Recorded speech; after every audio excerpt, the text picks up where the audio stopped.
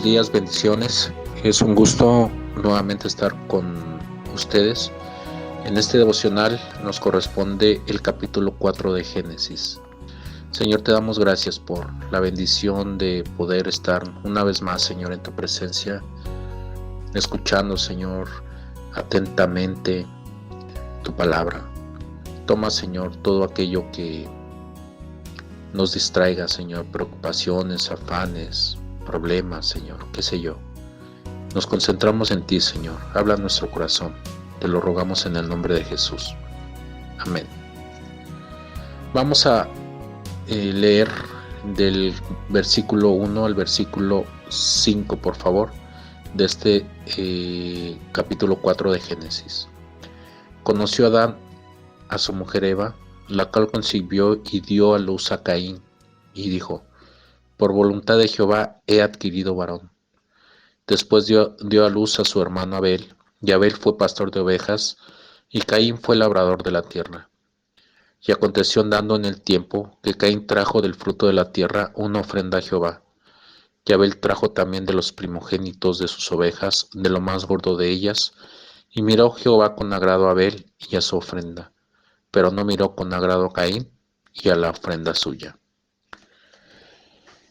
Dios, antes de la caída, en este libro de Génesis, capítulo 1, versículo 28, bendice al hombre y a la mujer, y les dice que se fructificaran y se multiplicaran, que llenaran la tierra. Así que vemos que Dios toma la iniciativa para formar la familia. Ahora bien, la palabra conoció aquí en nuestro primer versículo es la primera mención que habla del sexo en la Biblia. Y conoció se sigue usando en otros pasajes sin usar la palabra sexo. Por lo menos esa misma palabra, conoció, se repite en este capítulo en el versículo 25. Importante subrayar que en el corazón de Dios siempre estuvo y ha estado la familia, aún después de la caída, y es precisamente la familia con la ideología de género que, entre otras cosas, es la más atacada en nuestros días. Ahora bien, al conocer a Adán, a Eva su mujer, nace Caín y después Abel.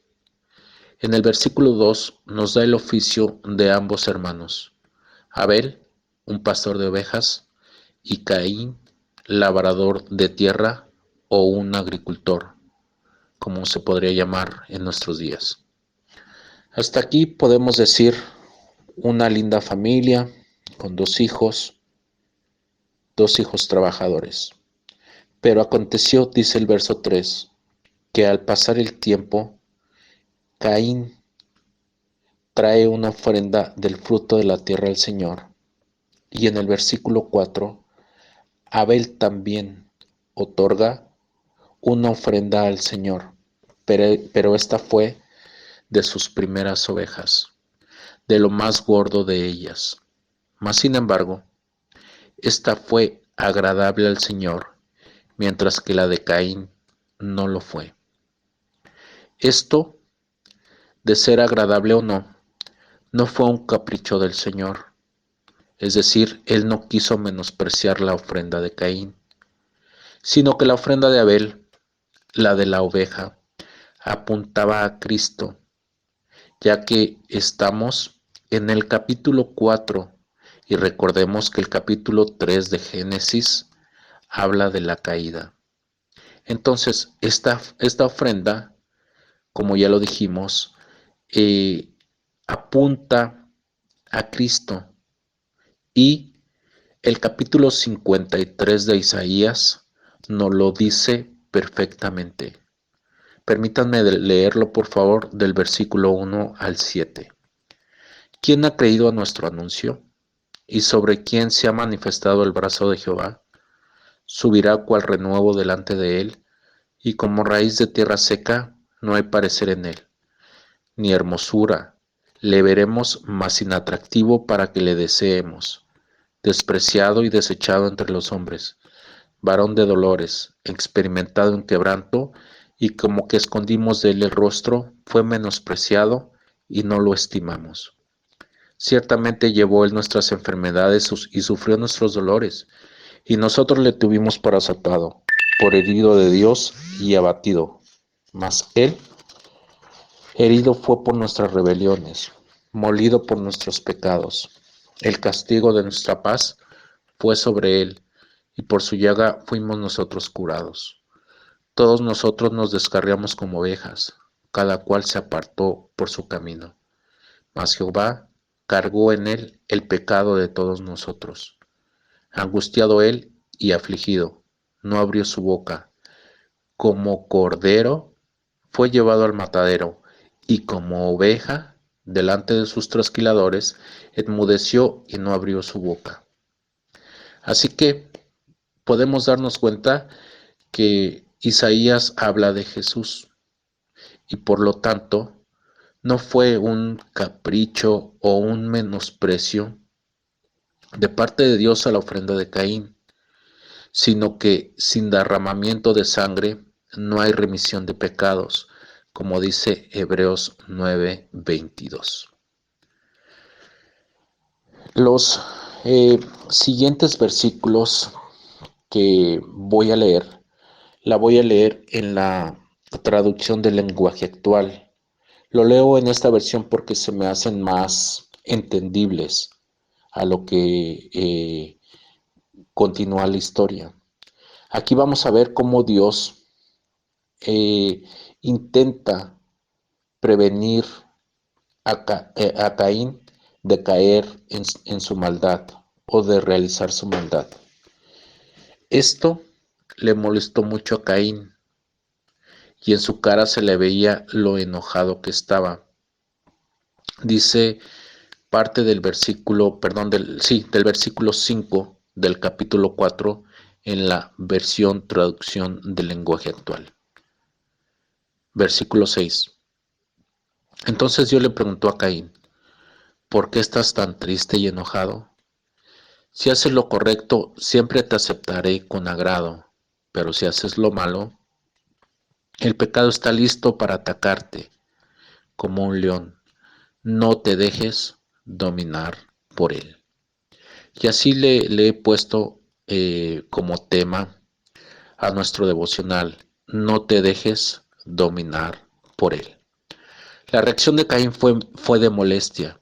El verso dice que se molestó mucho y en su cara se veía lo enojado que estaba. Pregunta: ¿qué hacemos en momentos así? ¿Cómo reaccionamos? ¿Qué nos enseña la Biblia al respecto? Así como lloramos y reímos, también nos enojamos. Eso es normal, eso es parte de nuestra personalidad. Hay momentos en que alguien o algo nos puede hacer enojar, pero escuchemos lo que nos dice la palabra. Efesios 4:26 dice: airaos, pero no pequéis. No se ponga el sol sobre vuestro enojo. El propósito de Dios ante la ira es no pecar. Incluso prefiere que no continúe hasta el otro día. Y para esto debemos perdonar, tal como lo menciona Colosenses 3:13. Soportaos unos a otros y perdonaos unos a otros, si alguno tuviere queja contra el otro. De la manera que Cristo os perdonó, así también hacedlo vosotros. Claro está que Abel nunca tuvo la intención de ofender a su hermano para provocarle la ira. Miremos la prevención de Dios. Entonces Dios le preguntó a Caín: ¿por qué estás tan triste y enojado? Si haces lo correcto, siempre te aceptaré con agrado, pero si haces lo malo, el pecado está listo para atacarte como un león. No te dejes dominar por él. Al Señor, por supuesto, le interesaba en ese momento el bienestar de Caín, como hoy en día le interesa tu bienestar y el mío.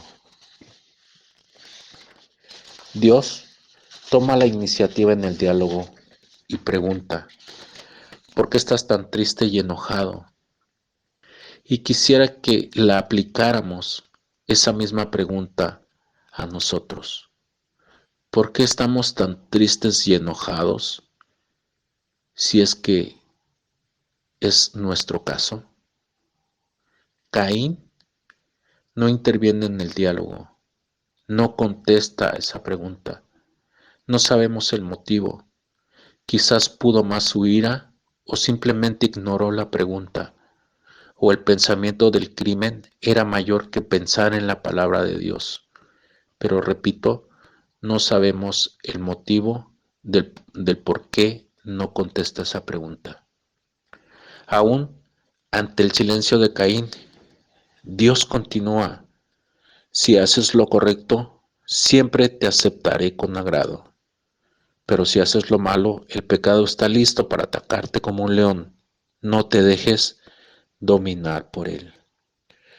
La palabra fue muy clara y muy precisa para lo que tenía en mente Caín hacer. Una vez más, quiero que la apliquemos hoy a nosotros. ¿Qué tenemos en mente hacer? Por supuesto, si es que pensamos hacer algo malo. Recuerda, el pecado está listo para atacarnos como un león. No nos dejemos dominar por él. Por el tiempo, no podemos analizar todo el pasaje, pero si leíste el capítulo, como siempre hacemos la recomendación, leerlo antes de escuchar el devocional. Sabemos tristemente que Caín mató a su hermano Abel, ignorando así la palabra de Dios y viviendo las consecuencias fatales de su pecado. Así que el Señor sabe perfectamente cómo estamos, qué es lo que tenemos, qué es lo que nos ha pasado, incluso qué es lo que nos pasa, y nos advierte de lo que pueda pasar, pero también dice Primera de Corintios 10:13 que ante la tentación siempre nos dará la salida. No os ha sobrevenido ninguna tentación que no sea humana, pero fiel es Dios, que no os dejará ser tentados más de lo que podéis resistir, sino que dará también juntamente con la tentación la salida para que podáis soportar. Señor, te agradecemos tanto siempre, Señor, por hablar a nuestro corazón de una manera muy precisa, como estabas hablando a Caín. Señor, gracias por la advertencia que traes a nuestra vida, Señor, de saber que el pecado está siempre como ese león, dispuesto a atacarnos, dispuesto a devorarnos, Señor. Padre, pero gracias también, Señor, justamente porque tu deseo es que no nos dejemos dominar por Él, no en nuestras fuerzas, Señor, sino en ti, confiando en ti, Señor, porque tú juntamente con la tentación das la salida, Señor, para que lo podamos soportar. Gloria a ti, Padre, por permitirnos conocer estos principios importantes, Señor, para vivir cada día mejor, para agradarte y para poder, Señor, vivir una vida honrándote a ti, Señor. Damos la gloria y la honra a ti por este tiempo. Y gracias, Señor, por permitirnos escuchar tu palabra. En el nombre de Jesús. Amén. Mis hermanos, bendiciones para todos. Y gracias por escucharme. Saludos.